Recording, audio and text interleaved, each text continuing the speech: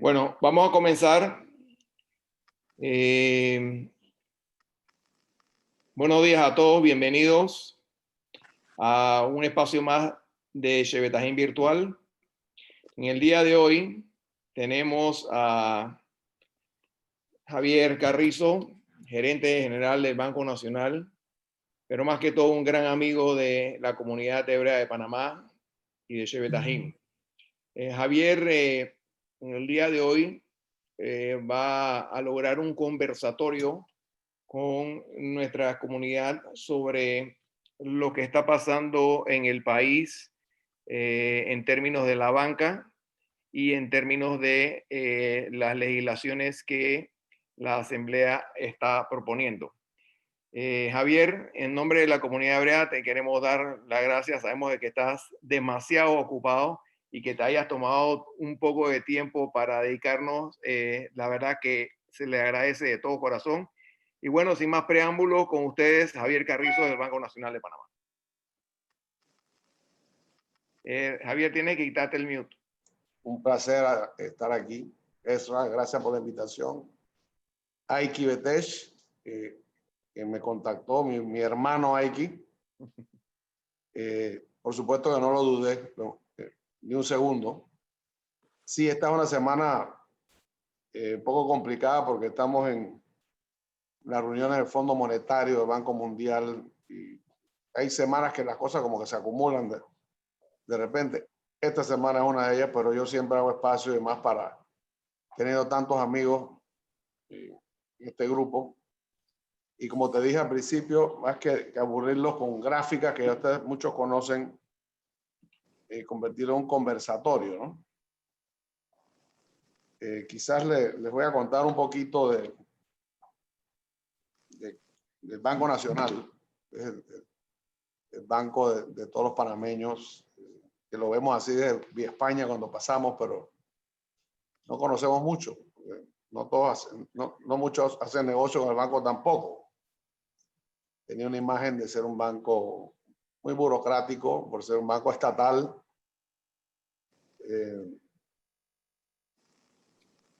Yo decidí, yo se lo comuniqué a Aiki estuvo presente cuando me dijeron que si ganaba Nito Cortizo las elecciones, y me dijeron, tú estarías dispuesto a irte al gobierno. Y es más, eso fue una fiesta de Aiki, fue esa conversa en diciembre de 2018. Yo dije que no, yo tenía 40 años en la actividad privada y en banca, y que no tengo vocación de empleado público. Bueno, la persona insistió. Y bueno, si ganan, el único puesto que aceptaría es el de gerente general de Banco Nacional, porque es donde puedo aportar algo de mi experiencia de 40 años en esta actividad, en las buenas y en las malas. Hemos visto muchas crisis, hemos superado muchas crisis, pero ningún otro, ni se le ocurre a un ministerio, ni tampoco una embajada, ni nada de eso, porque no me interesa irme para Panamá en este momento. Ahí quedó la conversa. Bueno, ganó las elecciones Argentino Cortizo y me llaman y me dicen, bueno, ¿te acuerdas de lo que conversamos? Se lo vamos a proponer al presidente. Y bueno, hay que, oye, pues ¿por qué te vas? No, yo digo, yo quiero ir a terminar mi carrera. También ya me está volviendo que ya era hora de vender el banco, de vender multibanco. Y le dije, yo quiero terminar mi carrera sirviendo a mi país. Nunca he sido empleado público. Y creo que es un buen momento, porque después me voy a dedicar a mis cosas privadas, ¿no? Nunca soñé que íbamos a tener la marejada que nos ha tocado. Pero eso lo hace aún más interesante. Porque ahora sí tengo que aportar para salvar al país. Y eso es un full-time job, ¿no? 24/7. Esos que dicen que los empleados públicos no trabajan, en este caso no lo he visto. Creo que trabajo 24/7, sábado y domingo, porque esto no para, ¿no? Bueno, al llegar le acepté, el presidente me ofreció, presidente electo en su momento, le dije que sí, y con mucho gusto. Era el momento de servir al país. Ya había hecho un análisis muy somero sobre qué era el banco. Tenía una imagen de ser un banco lento, burocrático, como banco estatal. Tiene mucho más trabas burocráticas, porque aquí un préstamo malo, si no maneja bien, se convierte en una lesión patrimonial. Ya han metido presos a gerentes de este banco y a directores, los han imputado y tal por préstamo, cosa que pasa en los países tercermundistas. Pero el día que me senté en este asiento, le mandé un email a los 3.500 colaboradores que había en ese momento, a las 9 de la mañana del día 2 de julio, y le dije, mira, esto, primero un placer estar aquí, ser uno más de ustedes. Estos 5 años, la gestión va a ser muy sencilla. Vamos a basarlo en 3 pilares.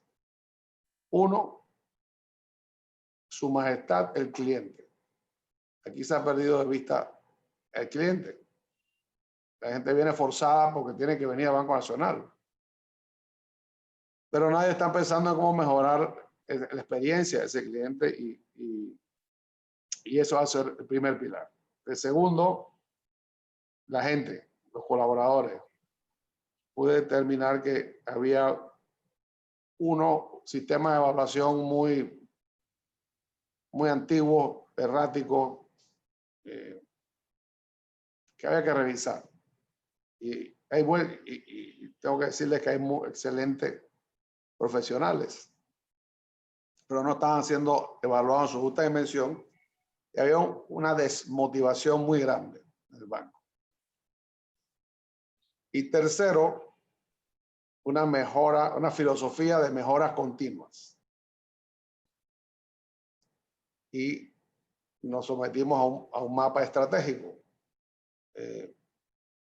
con 6 maniobras diferentes. Y se involucraron los gerentes ejecutivos y en este preciso momento, a pesar de la pandemia, se está empezando a permear hacia abajo.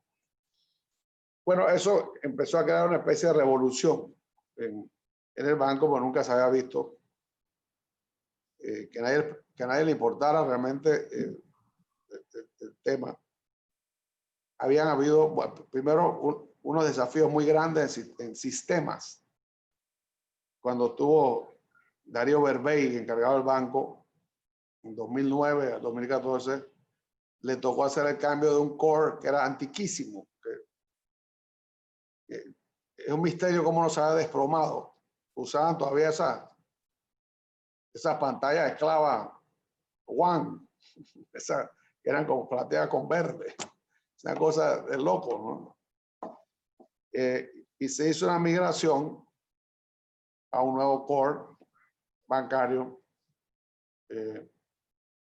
pero se migró mucha data innecesaria, pero bueno, había que hacerlo.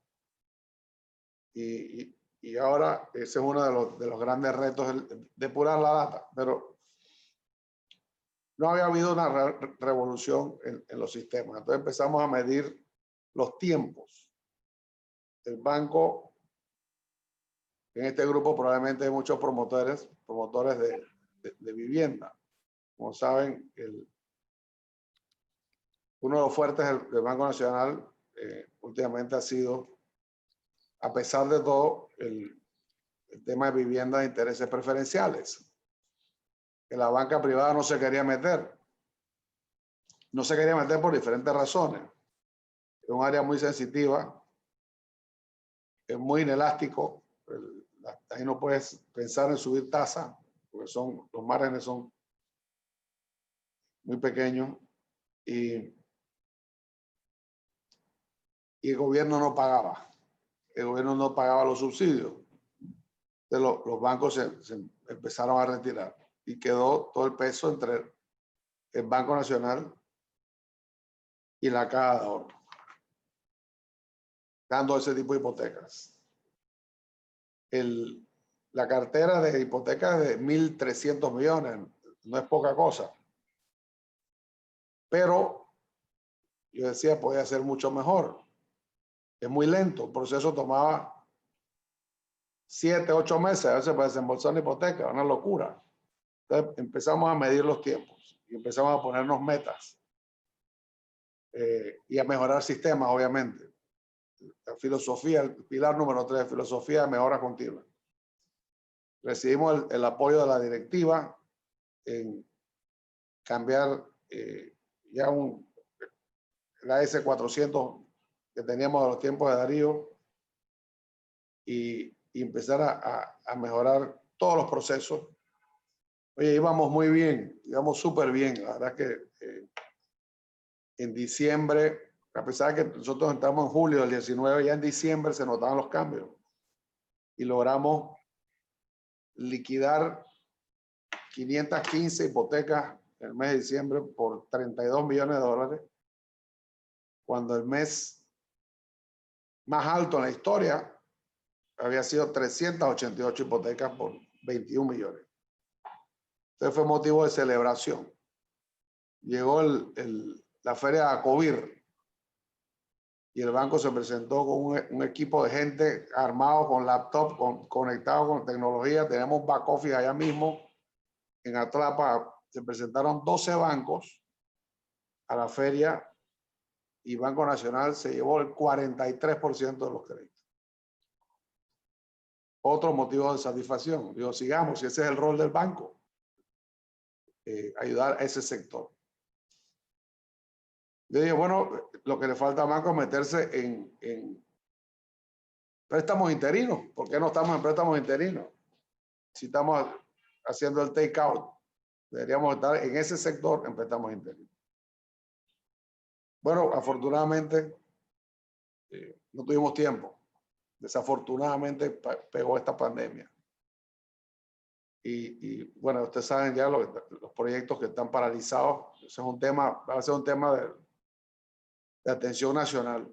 Pero el banco no estaba metido en proyectos. Seguimos con las mejoras. Bueno, llegó la pandemia y yo tengo sangre tesorero. Hay quien sabe que yo siempre, como que nunca me pude quitar ese gen de la sangre. Yo empecé como tesorero de pelado. Empecé como analista de crédito en Chase, ahí Banco de Colombia. Gustavo Pérez, que en paz descanse, me llevó para allá de oficial de crédito, pero había una vacante en tesorería y me pidió que asistiera al tesorero y ahí me quedé 15 años. Después fui a Banco Continental en la tesorería y tal. Entonces, esa parte de tesorero no se me ha quitado. Además que yo viví una crisis en el 83, siendo, para hacer el cuento muy cortito, yo quedé siendo un pelado, tenía 25 años. El tesorero renunció, era Chago Guizola, llegó un tesorero que se llama Pancho Castillero. Excelente profesor fue para mí, pero al año o menos años fue a Sumitomo Banco, un banco japonés en ese entonces, y quedé yo encargado de la tesorería. Y bueno, y decía, bueno, por ahí viene alguien, el reemplazo nunca llegó, entonces me tuve que encargar de la plena crisis de Banco Colombia, que me agarró en enero, año nuevo de 1980, el nuevo año 84, del 83 al 84. Como se me quedó ese gen en la sangre. Y lo vivimos en el 2008, cuando empezó la crisis de subprime. Yo estaba en Multibank. Aquí me empieza a pasar lo mismo. Los genes de tesorero empiezan a alborotarse. Y digo yo, ¿y cuáles son los principales depositantes del Banco Nacional? El gobierno. Los tributos, los impuestos se van a ir al piso. Las recaudaciones, adiós. Y la Caja de Seguro Social. Si están cerrando las empresas, y no hay cuota obrero patronal, ¿qué va a alimentar los depósitos de este banco?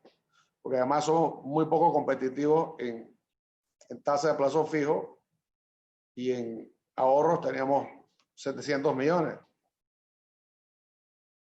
Era un banco de 10.000, 11.000 millones activos. Yo le pido a la Caja de Seguro Social que me haga una proyección. Y hagamos una proyección de sus ingresos. Eso fue a principios de abril. A las 2 semanas, y le pido al ministro Alexander que esté presente. Era una teleconferencia así como esta. Lo que me presentan, la administración de la caja fue de espanto. Realmente de apretar el botón de pánico. Porque estaban proyectando un 90% de caída de las recaudaciones y los pagos de jubilaciones, pensiones y jubilaciones acá son de 170 millones mensuales. Ese es un tema que a todos nos va a tocar, ver el tema del fondo de invalidez, vejez y muerte. Ya lo estamos viendo en los periódicos, lo venimos viendo hace mucho tiempo. Y como le comenté al presidente en su momento, digo, presidente, todos sabíamos que el tren venía. El tren salió de Chiriquí ya hace un rato y debería estar como por Santiago. Con el COVID nos despertamos y está en Lomacobá. Entonces, tenemos que actuar. Inmediatamente le dije al grupo de milicianes Denis, gran tesorero, jefe, gerente general de Finanzas y Tesorería, también viene de Multibank, qué casualidad. Un gran profesional. Le digo, oye, empieza a armar, a tocar las puertas desde ya. Tenemos que hacer una emisión rápido, en tiempo récord, porque la cosa se pintaba, la incertidumbre era tremenda. Y al mismo tiempo empezaron los tambores de guerra absurdos en algunas iniciativas legislativas que amenazaban más el tema de la banca. Después hablaremos de eso. Entonces era como un triple whammy lo que estaba pasando. Nos movimos muy rápido. Hicimos un proceso para escoger los bancos de inversión que iban a llevar al Banco Nacional por primera vez en 115 años a los mercados internacionales. Nunca el banco había emitido bonos internacionales. Pues no había necesitado. Era muy cómodo sentarse y decir, papá gobierno, deposítame todos los tributos y hermano Caja de Seguro Social, deposítame todo, pero cuando empiezas a ver que eso se va a secar, entonces pónganse los pantalones largos y vaya a buscar su propia platita. Como le dije a Héctor Alexander, digo, mira, esto es igual que un hijo que ha vivido con los papás toda la vida, ¿no? Y depende de los papás los mantienen. Y él va a la escuela, va a la universidad, regresa graduado y sigue viviendo con los papás, pero ahora gana platita y quiere aportar a la casa. Eso es lo que quiero hacer yo, quiero aportar y no estoy dependiendo que el Estado va a tener muchísimos problemas por delante, que además el Banco Nacional sea uno. Entonces, bueno, nos movimos, contratamos a Goldman Sachs y a Credit Suisse, que fue una muy buena elección, y empezamos a armar la emisión. Fue muy interesante porque ahí fue un crash course para conocer al Banco Nacional. Los que han estado en emisiones, Aiki, puede decir, estaban varias. Puede decirte que es un due diligence muy profundo. Te preguntan de todo. Hicimos un roadshow 27 en plena pandemia, ojo, en plena pandemia. Hicimos 27 llamadas con no sé, más de 40, 50, 60 inversionistas, porque muchas llamadas eran colectivas, donde preguntaban de todo y afortunadamente el Banco Nacional, de todo el sistema bancario, la cartera de préstamo de la más sana. Por una sencilla razón, ya mencioné una, no estábamos en proyecto de construcción, no estábamos en financiamiento de autos, estábamos en la área de consumo, gran parte de los clientes son empleados públicos, tienen descuento directo. Cuando el sistema tenía 50% de préstamos modificados, el Banco Nacional estaba en 16 hace poco. Entonces, eso llamó la atención, entre otras cosas, ¿no? Algo más que muchas cosas pudimos agregar. Por ejemplo, anteriormente el Canal de Panamá no tenía relaciones con el Banco Nacional, aunque no lo crean. Tiene una cuentita, él mandaba, el canal mandaba su transferencia a fin de año de Citibank o de JP Morgan o whatever a la cuenta única del Tesoro, una transferencia internacional de punto. Entonces me puse de acuerdo con Catín Vázquez, que es tremendo administrador. Digo, y ahora que el canal empiece a trabajar con el principal banco del país y llegamos a un acuerdo bueno para ambas partes y el canal deposita todos los meses. Ya no tiene que transferir del exterior, sino que tiene la plata y la va acumulando todos los meses. De fin de año debe haber 1.700 millones para repartir, que pasan de una cuenta a otra. Entonces, cuando los inversionistas ven que las fuentes de fondos del Banco Nacional también, no es solamente el Seguro Social, etcétera, que el Canal de Panamá está trabajando por primera vez en 115 años de verdad con el Banco Nacional, wow, esos son puntos a favor, ¿no?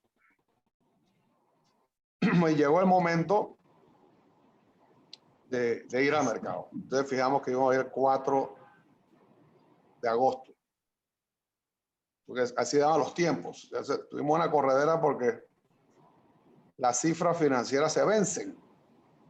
Entonces, tuvo que empujar a nuestros auditores porque siempre surgen obstáculos y tal. Y que si la oficina de México opinaba esto, que si la oficina de Nueva York opinaba lo otro, yo, bueno, no importa lo que opinen, yo necesito esos estados financieros rápido, porque se vencen las cifras. Entonces, si se te vencen las cifras, tienes que echar para atrás, tienes que esperar otros 90 días y no había tiempo para esperar.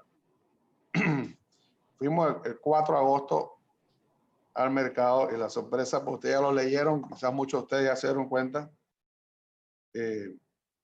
fue muy grato porque salimos con 1.000 millones y ya a la hora y cuarto había más de 2.000 millones, 2.200 millones en órdenes. Entonces nos dijimos que la cosa iba bien. Fijamos el primer precio y al fijar el primer precio se fueron llegaron a 4.800 millones las órdenes. Al final se fueron como 300 millones y ya cuando fijamos el precio final, que fue Treasury, 10-year Treasury, más 200 puntos básicos, eso quedó en 2.50. Beyond our expectations. Para serles sincero, yo hablaba con Mencía a las 6:30 de la mañana que estábamos aquí, y digo, oye, si pegamos 2.85, 2.90, vamos bien. Y el mercado trabajó a favor de nosotros, la tasa iba bajando, la tasa iba bajando de los 10-year Treasury, y cerramos, y ha sido el día que más, no hemos podido encontrar en los récords históricos otro día que ha estado más baja. Entonces Panamá, digo, estamos rezados. Definitivamente es una bendición, porque al día siguiente ya empezó a subir de nuevo, y antes de ayer andaba como por 0.78. Entonces emitimos, hicimos la emisión por primera vez. Yo creo que es la tasa más baja que ninguna institución financiera a 10 años en la región haya logrado nunca. Lo cual también nos llena de orgullo. En plena pandemia, con tanta incertidumbre, los bancos de inversión nos dijeron, oye, pareciera que está en el libro de Google, porque lo que se presentaron a hacer bits por el papel de ustedes son las grandes ligas. Todo esto, bueno, el país ha salido a emitir, como ustedes saben, cuando a ti se te bajan los ingresos, ¿qué te queda? Endeudarte. Y todo tiene su tope también, pero no puedes parar. Obviamente vas a tener que recortar muchos gastos que se ha estado haciendo, pero hay el gasto corriente, el gasto de salud, el gasto de seguridad, de educación, etcétera, etcétera, continúa. Empiezan los movimientos nuevamente que se habían calmado, porque en marzo hubo un tsunami de iniciativas que tenían que ver todo con la banca, interferir en la banca. Entonces, digo, ¿qué está pasando? ¿Qué virus los ha tocado? Que quieren meter la mano de todas maneras en la banca, en algo que está funcionando bien.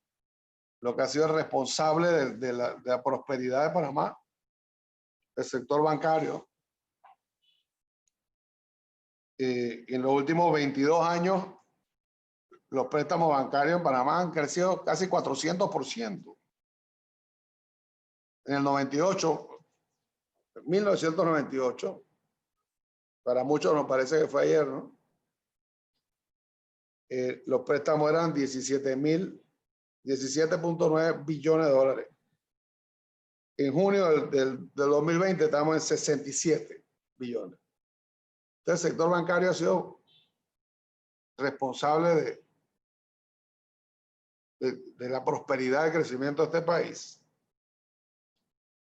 Pero algunos políticos lo han agarrado como la piñata para ganar favores populistas, queriendo poner tope a las tasas de interés. Panamá liberó las tasas de interés hace 22 años. Antes, ustedes recuerdan, yo estaba pelado, pero en los 60s la actividad bancaria en Panamá era bajísima. Los bancos eran chiquititos. Si yo, inclusive en los 80, cuando entré a Banco Continental, extinto, ahora Banco General, era un banco de 80 millones activos.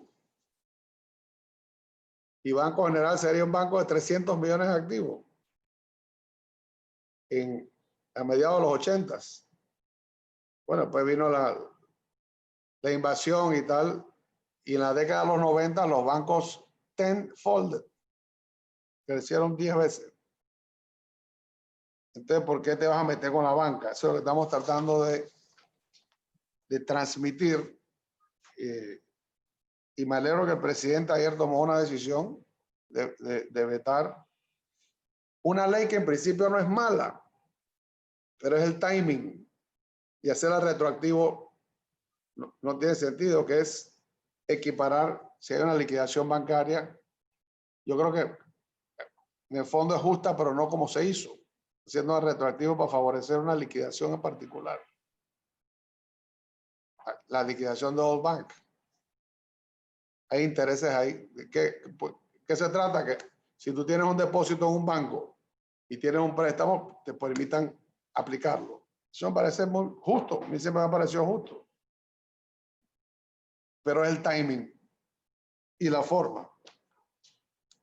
Y el presidente Cortizo, que realmente es un tipo sumamente trabajador, miren, esto se los confieso para los amigos, con la ley de moratoria, él sabía que tenía implicaciones muy grandes. Si recuerdan, salieron todo tipo de iniciativas. Había una iniciativa que fue la famosa ley 234, que esa no llegó ni a primera base, que pretendía borrar los récords crediticios. Locura que si alguien tenía una tarjeta de crédito y se presentaba a un banco, el banco tenía la obligación de darle un préstamo a un mínimo de 36 meses con intereses bajos, tal y tal y tal y tal. El presidente reunió a la banca y le dijo: yo voy a proteger a los bancos, pero tienen que ayudarme. O sea, te tienen que ceder. Ahí fue donde salió el tema de hacer la moratoria hasta diciembre. Pero lo más probable, habrá un tipo de extensión y los bancos tendrán que ser flexibles. Si la cosa todavía no se ve la luz. Ese fin de semana, mire, yo lo vi trabajar día y noche. El domingo, me acuerdo que era el domingo 3 de mayo. Llegamos a la presidencia a las 8 de la mañana a desayunar, almorzamos y cenamos. Y nos fuimos a las 9 de la noche, discutiendo línea por línea, el tema de la ley de moratoria que querían poner. Y si le ibas a regresar, tenías que argumentarlo bien. Y los bancos entonces cedieron, que fue lo más sensato, porque al principio era hasta el 1 de julio, después hasta septiembre. Miren, ya hubiera vencido y no ha cambiado mucho. Entonces se decidió hacerlo hasta fin de año y ya vendrá ese tema muy pronto al tapete de nuevo, pero no es limitando los intereses y poniéndole tope que vas a estimular la economía. Eso sería un desastre. Ya vieron ustedes saben lo que pasó en Costa Rica, ¿no? Yo creo que ya se ha hecho público hoy en día con las redes sociales y con tanta información. En Costa Rica le pusieron un tope a las tasas de interés, un tope de 37%. Pero recuerden que hay colones también. Y las tasas son más altas por el tema inflacionario y la devaluación. El tope de 37% resultó en 187,000 tarjetas de crédito canceladas. Creo que cerraron 11 sucursales, 300 desempleados por la calle. Y lo que uno trata de transmitirle al legislador es: dejen que la economía, el mercado libre funcione. En Panamá hay 41 bancos de licencia general, 41. Y las tasas van desde el 6 hasta el 24%. No pongan un tope a los intereses porque ¿a quién van a fregar? A todo el mundo. Primero al más chiquito. El informal que queda en manos del prestamista. Pues entonces la gente necesita el crédito y ahora, si quiere estimular la economía, necesita dar más crédito todavía. Y poniéndole un tope no vas a ayudar a nadie. Pero qué difícil es a veces cuando la gente no quiere entender. Los préstamos personales en Panamá, la tasa promedio es 8.72%. Son las más bajas del continente. Se hizo un estudio inclusive hasta en Chile.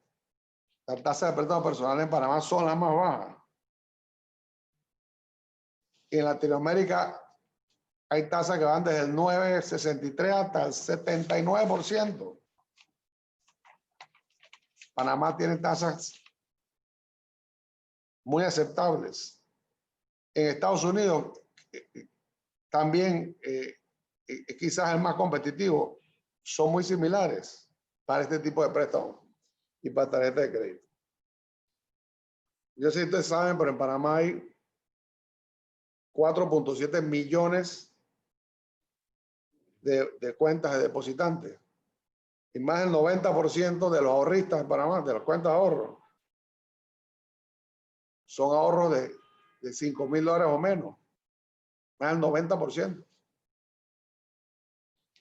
Eso es lo que les decíamos, porque hay una diputada que anda diciendo que los bancos están subsidiados y que del porcentaje, el 60% de la tasa es un subsidio. Eso es totalmente falso. Y que por qué le lleva a una línea de liquidez, porque usted sabe que el banco estableció junto con el MEF a solicitud del Fondo Monetario Internacional lo que se le llama un fondo de liquidez inmediata, que es para, recuerden que todo esto se estructuró cuando arrancó la pandemia con la incertidumbre que había. Hay mucha incertidumbre, no sabe esto para dónde va. 500 millones para si un banco tenía alguna necesidad temporal de liquidez por 6 meses pudiera jalar. Afortunadamente ningún banco le ha hecho falta, pero se estableció la línea y otros 500 millones que fue un préstamo que le hizo con una garantía del MIGA, del Banco Mundial, el Multilateral Investment Guarantee Agency, le garantizó a Credit Suisse y a Société Générale, perdón, a Goldman Sachs y Société Générale, 500 millones que pusieron en Banco Nacional, ya eran 1.000 millones, que se le llamamos una línea de estímulo crediticio, para darle a los bancos que necesitaran liquidez para prestar en la economía. Nosotros necesitamos que se preste. Nos criticaban que por qué habíamos puesto eso. Yo digo, miren, señores, se lo dije en la asamblea hace como un mes, que me ha tocado ir varias veces. Cuando se salva un banco, se está salvando a los depositantes. De cada 10 dólares que se pierden, uno es el accionista, 8,5 es de los depositantes pequeños. Y la diferencia puede ser bono o plata de corresponsalía. Pero la gran masa de los depósitos de los bancos son del chiquito. A ese es el que está protegiendo, no al accionista. Entiendan eso, que a veces es tan difícil que lo entiendan, ¿no? Por el tema del populismo, ven a los bancos, los proyectan como si fueran los enemigos del pueblo.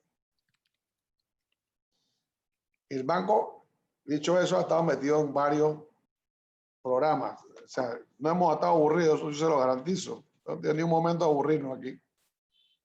Estamos metidos en 3 frentes diferentes, sin contar la emisión de bonos. Esa no cuenta. Ya eso pasó. Era el que hemos llamado banca oportunidades, que son préstamos para chiquito emprendedor, son préstamos de 2,000 a 5,000 dólares, para el que tiene un emprendimiento. Es una carretilla, un food truck, una barbería, que tenga un business plan que tenga sentido. No sirve para pagar deudas viejas, no. Tiene que ser algo nuevo, y tanto en la agricultura como en el comercio, y ya se está moviendo esa rueda.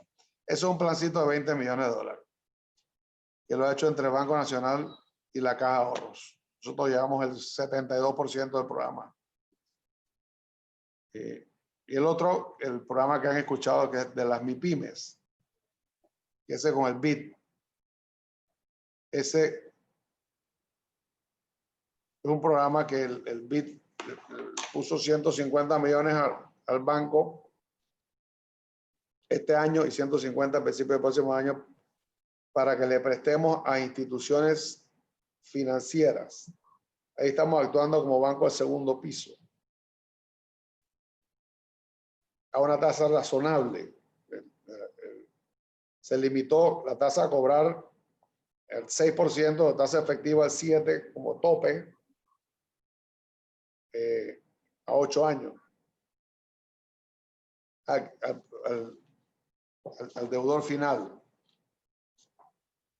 Eso ya de ahí van 18 instituciones ya que le hemos desembolsado. hemos avanzado como el 75% del primer tranche. Ahora tenemos que incentivar a estos bancos y a estas instituciones cooperativas, financieras y tal, que presten esa plata. Tiene que circular. Nunca habíamos visto esto. Yo creo que se están escribiendo los libros de economía, ¿no? Que hay una ausencia de oferta y ausencia de demanda. Es un double whammy que está afectando al mundo. Entonces, aquí queremos hacerlo mediante un estímulo crediticio. Me preguntaba eso al principio, hablábamos y quizás ese puede ser el tema de conversación. ¿Qué se necesita para tener un banco central? Emitir moneda. Y yo no creo que nadie en Panamá quiere que se emita moneda. Nos ha servido por 116 años. Está dolarizado. Ahora tenemos que vivir con las nuevas reglas y no caer en la tentación de convertirnos en un banco central, porque no vamos a lograr nada. Y nadie ha propuesto eso tampoco. Eso no ha ni pasado por la mente de nadie. Que vienen los fintech, que vienen las cibermonedas y tal. Perfecto. Yo soy uno de los que piensa que se deben regular y promover los fintech. Porque de todas maneras va a llegar. Es inevitable. Entonces, ¿para qué miran para el otro lado? Pero el Banco Central no cabe esa figura en Panamá. Porque el pánico sería inmediato, ¿no? Bueno, el otro frente, bueno, banca oportunidades, MIPYME, ya mencioné las líneas para los bancos. Miren, hasta ahora ningún banco ha tocado la puerta. Es más, nosotros tenemos en Banco Nacional 850 millones de dólares en líneas tradicionales para los bancos. Y todavía hay disponible como 300 millones que no lo han jalado. Y parecía que el problema no es liquidez. Es decir, inclusive a nosotros nos subieron los depósitos de ahorros. Increíble, en 6 meses nos subieron 14%. Más de 100 millones. Pero la gente no tiene dónde gastarlo. No tenía, por lo menos. Vamos a ver ahora que se abran los bloques. Y también estaban siendo liquidados y querían cuidar sus realitos. Y buscan al Banco Nacional por la seguridad que les dan. Dicho eso, la semana pasada presentaron las cifras. El banco llegó a estar en 16.7 billones en activos. Monto más alto en su historia. Increíble. En plena pandemia. Y es porque los fondos estos que llegaron del Fondo Monetario, del Banco Mundial, del BID, mientras se colocan, están aquí. Las emisiones que hizo el Estado, los depósitos del canal, que antes no depositaban aquí, ahora sí depositan aquí. Ya están arriba de 1.000 millones en lo que va el año. La última emisión por supuesto, la emisión nuestra que hicimos. Estamos al nivel más alto jamás soñado en activos y ya no queremos crecer mucho más. Necesitamos capitalizar entonces. Pero eso es una buena noticia. Estamos líquidos, estamos sólidos y si el Banco Nacional no puede ni resfriarse, le da pulmonía al resto del sistema. En ese sentido estamos bien. Sin embargo, mantenemos nuestro sombrero de banquero y toda la vida y vamos a proteger al sistema con todo. Y yo soy un vocero y no les gusta mucho cuando yo voy a la asamblea, prácticamente me dicen que soy un vendido. Lo ven como los enemigos. Algunas personas, pero no mucho. La gran mayoría de los diputados yo creo que comprenden perfectamente las implicaciones que tendría poner tope de intereses a las tasas en Panamá. mensaje es no good. Sería terrible. Y hablan usan de referencia a los Fed Funds. Ya le explicamos qué es la tasa de Fed Funds, que eso no se aplica a Panamá y que son tasas overnight. Que los bancos hablan del Tesoro de Estados Unidos. Nosotros, es más, cuando arrancó la crisis, y se lo dije a unos diputados, miren, porque hablan del Fed Fund, del Fed Fund, del Fed Funds. Yo, miren, cuando arrancó la crisis, yo levanté el teléfono y llamé al embajador de Panamá en Washington, ex gerente general del Banco Nacional, Juan de Llanús. Le dije, brother, ándate al Fed, a ver si están dispuestos a apoyarnos, porque no se sabía para dónde iba esto. Estoy hablando en marzo, ¿no? Y el Fed nos dijo, lo siento, ayudan a unos países haciendo swap de moneda, como nosotros no tenemos nada que swapear. Le dije, olvídense del Fed Fund. Si ya le pedimos ayuda, nos dijeron que no. Tenemos que velar nosotros mismos por nuestro centro y cuidarlo con mucho celo. Y en eso estamos. Y necesitamos que en la medida que cada uno de ustedes pueda explicarle a aquellos panameños que puedan estar confundidos, hacerlo. De nada nos sirve poner un tope a la tasa de interés. Lo que va a servir es dos cosas. Uno, va a excluir de crédito a miles de personas. Y en vista de que el crédito de consumo baje, ¿qué van a hacer los bancos? Van a subir las tasas corporativas para balancear sus ingresos. Entonces le afecta a todo el mundo.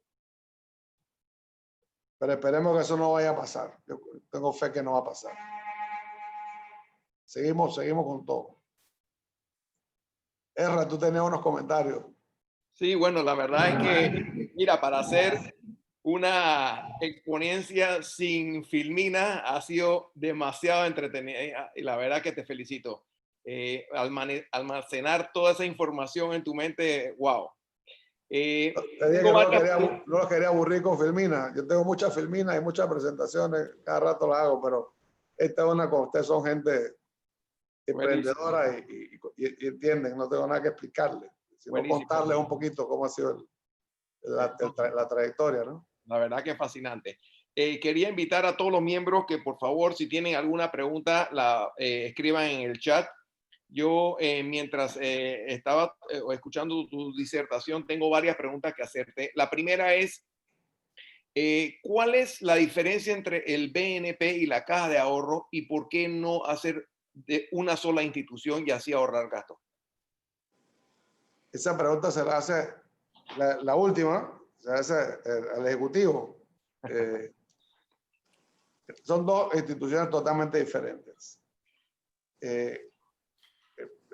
El BNP primero fue fundado como banco hipotecario de descuentos en 1904. Tiene una junta directiva independiente, muy al estilo del Canal quizás, aunque el Canal ha habido alguna injerencia política últimamente, pero leve. Aquí parte de los requisitos para ser miembro de la junta directiva del Banco Nacional es que no puede ser funcionario público. En la Caja de Ahorro sí hay funcionarios públicos.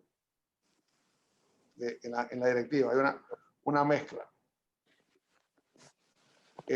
Nosotros somos más del doble del tamaño mucho más del doble del tamaño en activos y en sucursales y tal.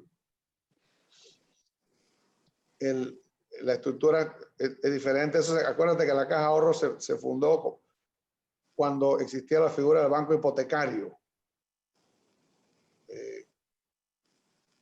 que promovía el ahorro inclusive exigía tener porcentaje de los ahorros colocados en hipotecas residenciales. Pero ya la Caja de Ahorro se ha convertido en un mini BNP, en el sentido que hace también créditos corporativos, Inclusive están unos sectores que el banco, que nosotros no estamos o no estábamos, nos veremos obligados a entrar, que son los pymes. Aunque le parezca mentira, el Banco Nacional no estaba en el sector de pequeña y mediana empresa. ¿Por qué? No sé. Nuestro enfoque era banca comercial, pequeño, banca corporativa, mediana y banca de consumo y banca de hipotecas. Ahí hay, nada más en esos dos hay 2.400 millones en activos, entre consumo e hipoteca. Pero la Caja de Ahorro no tiene nada que ver con nosotros. Nosotros nada, tenemos una excelente relación. Eso sí, yo con Andrés Farrugia fue el gerente general de la Caja de Ahorro, fue pupilo mío en banismo. Nos llevamos muy bien. Como competencia. Sí, en muchos aspectos sí, en otros cooperamos. Mira que ahora con el tema del PYME, el BID nos había limitado inicialmente a no dar más de 7,5 millones por institución, lo cual consideramos ahora pequeño, pero a la Caja de Ahorro le logramos conseguir una dispensa que le pusimos 20 millones, porque ellos sí tienen un departamento de pequeña y mediana empresa. Ezra, yo sé que pediste que hagan las preguntas por escrito, sin embargo, yo sí quiero hacer una pregunta verbal porque necesito hacer una introducción. Primero quiero felicitar a Javier, gran profesional, gran amigo, cuya trayectoria vertical, impecable, íntegra, ha hecho posible de que haya sido designado a este tan prestigioso cargo y lo está haciendo excelentemente. Creo que si hay algún poll de empleados o servidores públicos, estoy seguro que Javier ranquearía entre los que mejor lo está haciendo en este ambiente tan desafiante de pandemia y en una economía en contracción. Sí. El Banco Nacional se siente. Y la pregunta mía va enfocada un poquito a una sugerencia en función de que tú explicaste pues que tienes dos fondos, uno para $500 millones para liquidez y el otro para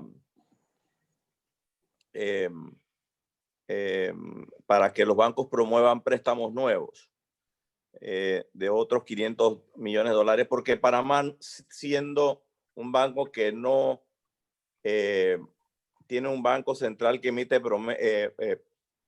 moneda propia, no puede dinamizar su economía, salvo con estímulo del gobierno o estímulo de la banca privada o inversiones privadas. Y el estímulo del gobierno solo puede venir con préstamos, como tú bien lo señalaste. Sin embargo, hay algo relativamente sencillo que se puede hacer y que afortunadamente tú has señalado que se cuentan con los fondos.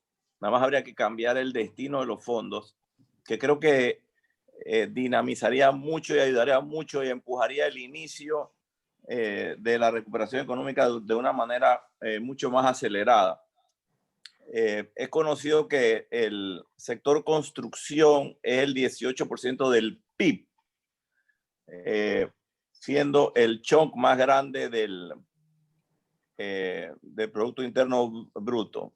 O sea que si se estimula un poquito ese sector, el resto de la economía se beneficiaría con el impacto que tendría ese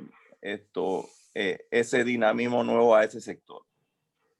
Y la idea gira en torno a que con los $500 millones que obviamente los bancos no están usando y que aparentemente no van a usar, porque aquí el problema no va a ser un problema de liquidez, sino va a ser un problema de solvencia, que los bancos tengan el tiempo para absorber y poder extender los créditos de difícil repago. Si esos $500 millones se usaran para un fondo de garantía para hipotecas, entiendo que hay bancos interesados en volver al mercado de hipotecas, especialmente a los sectores más populares de créditos preferenciales. Pero está el temor, pues, de que como hay tanta incertidumbre en la economía, no se están atreviendo. Creo que no es ningún secreto que el inventario de viviendas ya terminadas, que se pudieran colocar en el mercado si hubiera las hipotecas y si los clientes calificarían, supera las 2.000 unidades que giran en torno a no sé, 2.000 millones de dólares. O sea, un montón de plata que ayudaría mucho a los desarrollistas a aliviar su carga financiera. Entonces, una idea que se está discutiendo entre ciertos empresarios es agarrar un fondo de garantías de hipotecas. Obviamente que habría que buscar una fórmula balanceada donde el Estado participe, los bancos participen y los promotores participen, en el sentido de que se les pueda garantizar a los bancos por unos años, digamos los 2 o 3 primeros años, que son los años que más incertidumbre van a traer a la recuperación económica, las letras de las hipotecas que ellos extiendan para este inventario acumulado que se tiene que de alguna manera u otra tratar de estimular de que se mueva. Entonces, una idea que surge es, por ejemplo, que hay un fondo del 5% de hipotecas para garantizar estos primeros 3 años de pago o de repago. Y creo que los bancos pudieran de alguna manera u otra ser copartícipes con el Banco Nacional en el fondo de garantía. Si se cogen parte de esos 500 millones de dólares y los bancos ponen parte, pues de una vez correría mejor suerte el mercado hipotecario y el mercado, el inventario abundante que hay de viviendas ya listas, se pudieran empezar a mover con todos los beneficios que eso trae. Eso dinamizaría a que los promotores vuelvan a empezar a construir nuevamente, se pueda reemplear a la gente que está hoy nada más terminando las obras y no empezando proyectos nuevos, y aceleraría un poco el proceso de la dinamización y del rearranque económico. Entonces, te dejo con esa inquietud. No sé cómo se puede elevar, cuál sería el vehículo debido, si a través de la Cámara de Comercio o a través de la asociación bancaria o a través de los promotores de vivienda o de la CAPAC, en fin, o de todos ellos, ¿quién pudiera enarbolar el liderazgo de hacer de que se haga un fondo de garantías para garantizar los 3 primeros años de hipoteca de los bancos, para que los bancos con más soltura se sientan en la libertad de extender créditos hipotecarios y salir del alto inventario? Gracias, Iki. Oye, te extraño. Te me has perdido. Miss you, man. Igual. Eso que estás mencionando está en el tintero. Eso se ha hablado muchas veces. Se va a seguir hablando. Esto es dinámico. Esta pandemia COVID vino sin manual de instrucciones. Entonces, estamos haciendo camino al andar. El tema de construcción, obviamente, es un tema muy delicado.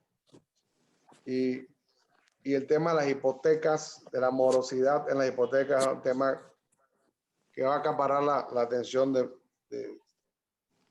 Estado y la banca y el regulador. En todas estas conversaciones metemos al regulador. Nosotros decimos, el regulador tiene que ser parte de todo esto. Porque de nada sirve que nosotros estemos incentivando o creando vehículos especiales y el regulador no se suma. Yo creo que en ese sentido vamos bien. El fondo de garantía al principio, yo decía, no necesariamente los 500 millones, Isaac, porque lo que ya está muy claro, y lo hemos hablado muchas veces, lo he hablado con Héctor Alexander y con Aimé Segmat de la Asociación Bancaria, y de nosotros, que si los fondos de liquidez no se están usando, vamos a darle otro destino. Y yo creo que eso va a ser muy pronto. Yo no veo bancos tocando la puerta para usar el fondo de liquidez. Porque todos piensan que Panamá es muy chiquito y que se riega la voz que si tal banco hizo uso del fondo de liquidez tan mal, entonces queda peor. No ha hecho falta, pero lo que sí veo que esos 1.000 millones, lo que eran 500 estímulos, de repente van a ser 800 o 900 y dar un fondito quizás chiquito para liquidez, pero lo que más importa es el estímulo. Estamos claros en eso. Yo le di algunas ideas, yo creo que las comenté contigo. En el sector hotelero, por ejemplo, yo en los 90s, no estaba en Banco Continental,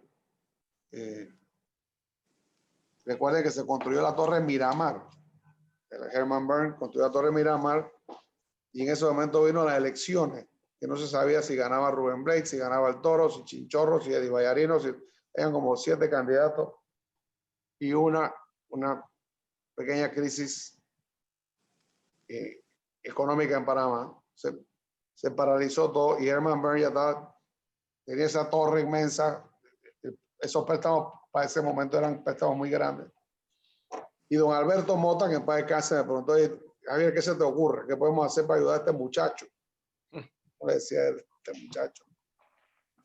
Y yo le dije, lo único que a mí se me ocurre, don Alberto, es hagámosle un vehículo, un bono 0 cupón por cada apartamento, a 5 años, que no tenga que pagar intereses, porque no, que se van acumulando, obviamente 0 cupón se paga al final, porque no va a haber para servir deuda. Y se hizo así, lo hicimos, y fue un éxito. A los 2 años ya se activó, ganó el Toro, se activó la economía, empezó a vender su apartamento y canceló toda la deuda. Algo similar, ya lo he dicho varias veces, con el regulador enfrente, tenemos que hacer para los sectores en Panamá. El sector hotelero, por ejemplo, ni soñar que van a poder ni servir los intereses. El sector construcción está parado también. Hay que darle un aire. Tenemos que darle un aire que el promotor no esté pensando qué tengo que hacer para pagar los intereses el próximo mes. Y eso está calando. Yo creo que vamos en buen camino. Hay mucha comunicación. Hay meses más que está presidiendo la asociación bancaria, es muy dinámica. Ella tiene clientes muy grandes en el área de construcción también. Y puede transmitir la angustia que puede haber en ciertos sectores. Entonces, yo tengo excelente comunicación con Héctor Alexander. Yo creo que es una bendición para Panamá tener ese señor aquí. Hemos hecho una excelente amistad y estamos en constante comunicación. Y eso que tú acabas de mencionar, Iki, el fondo de garantía. Yo inclusive le decía, si sigamos a un acuerdo, no hace falta esos 500 millones para garantía, que sea una garantía estatal. El banco no le emitiría, tendría que ser una garantía estatal en tal caso. Tiene que haber una iniciativa del Ejecutivo. Y los 500 millones usarlos para estímulo. Si aquí tenemos que rifárnoslas todas, la situación es inédita y tenemos que tomar medidas disruptivas.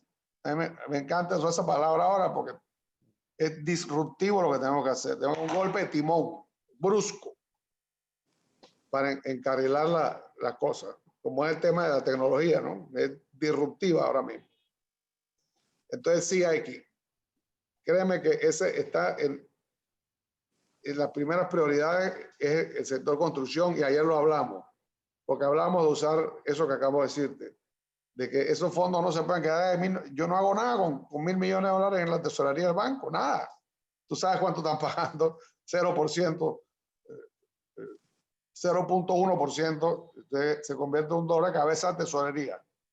Y ahora que tengo un 89% de liquidez, es un buen problema que tener, ojo, en pandemia, pero prefiero que esa plata esté rodando y que los bancos estén jalando y estén prestando esa plata y que la economía empiece a activarse. Y ese es el sentir de todos. Igual piensa Héctor Alexander, igual piensa el presidente. Y vamos haciendo camino al andar. Buenísimo, Javier. Quiero hacer un segmento porque seguido de esta conferencia tenemos una conferencia con Fabio Martínez, que ya lo veo que se conectó.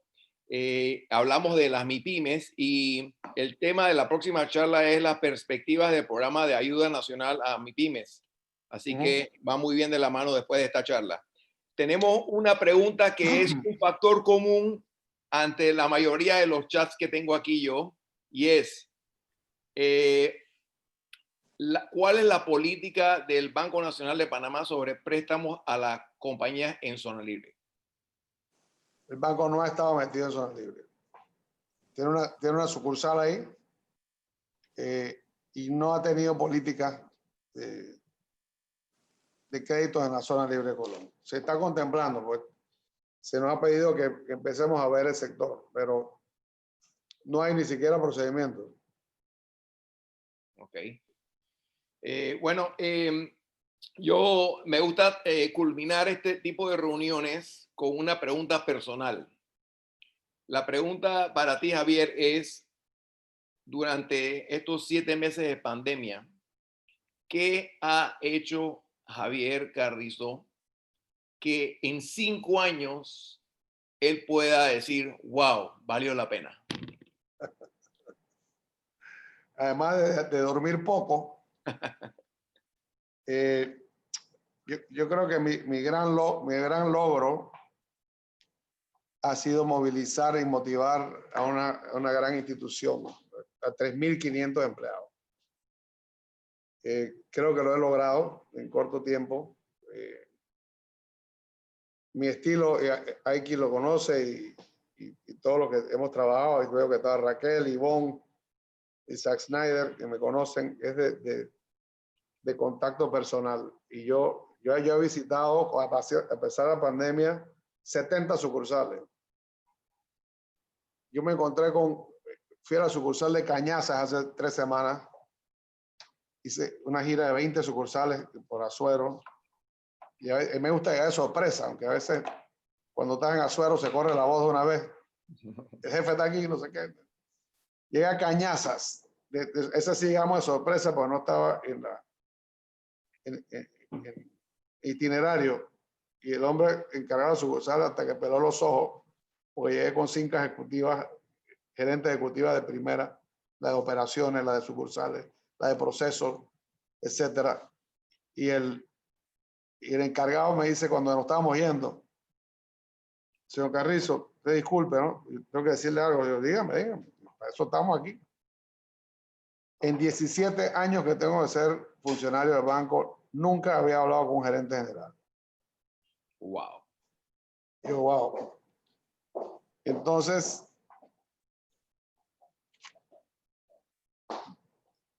yo te digo que mi gran logro es motivar a la gente a dar la milla extra en el momento que más se necesita. Porque también les comuniqué hace 2 semanas, antes del 25 de septiembre, porque el 25 fue mi cumpleaños, y lo uso como punto de referencia, como el 15 de septiembre, le notifiqué a todos los empleados que se olvidaran de las bonificaciones. Yo sé que todo el mundo ha trabajado duro, todo el mundo se merece su cosa, pero no podemos repartirnos bonificaciones de ningún tipo cuando hay 200 o 300.000 desempleados afuera que no tienen que llevar para su casa. Y que den gracias a Dios que tenemos un trabajo y que pueden llevar su quincena. Para mí la reacción fue sorpresiva. total y absoluto respaldo a la gente. Y la manifestación para mi cumpleaños, no por cepillería. Me llegaron muchas lindas manifestaciones porque la palabra es hay que ser solidario, solidario.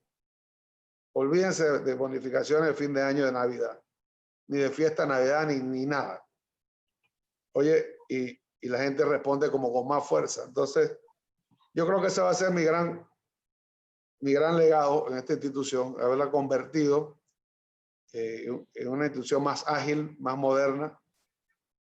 Por ahí tengo amenazado a Zack Snyder, que va a ser mi asesor de innovación. Pero no me ha llamado. No te he llamado. Voy para Chiriquí la próxima semana. Antes que termine octubre, aquí tengo que hablar contigo. Necesitamos un área de innovación tecnológica. Y voy a dejar una mejor institución de la que encontré, eso sí se lo aseguro. Y con eso me voy satisfecho. Buenísimo, Javier. La verdad es que para nosotros es un orgullo que tú ocupes ese puesto en el Banco Nacional de Panamá. Muchas gracias. Es un orgullo conocerte y saber de que estamos en buenas manos. Y bueno, la verdad es que toca rezar para que este futuro incierto se esclarezca. Pero estamos seguros, nosotros hemos pasado temporadas, hemos estado con un banco congelado, hemos estado con una invasión, y qué no hemos pasado, y ahí está, aquí estamos. Vamos a salir adelante, no tenga la menor duda. Vamos a salir adelante. Te quiero dar las gracias en nombre de Shebetahim y en el mío propio, y obviamente de Aiki, quien fue el gestor de esto, por tu intervención el día de hoy. Que Dios te bendiga en tu quehacer diario y que siempre seas una persona que está en pro de la ayuda y sobre todo a nuestro bello Panamá. Muchas gracias, Javier. Gracias. Saludos Los invito a todos a que se queden en el chat porque, como dije, el BID, Banco Internacional de Desarrollo, está promoviendo un préstamo de 150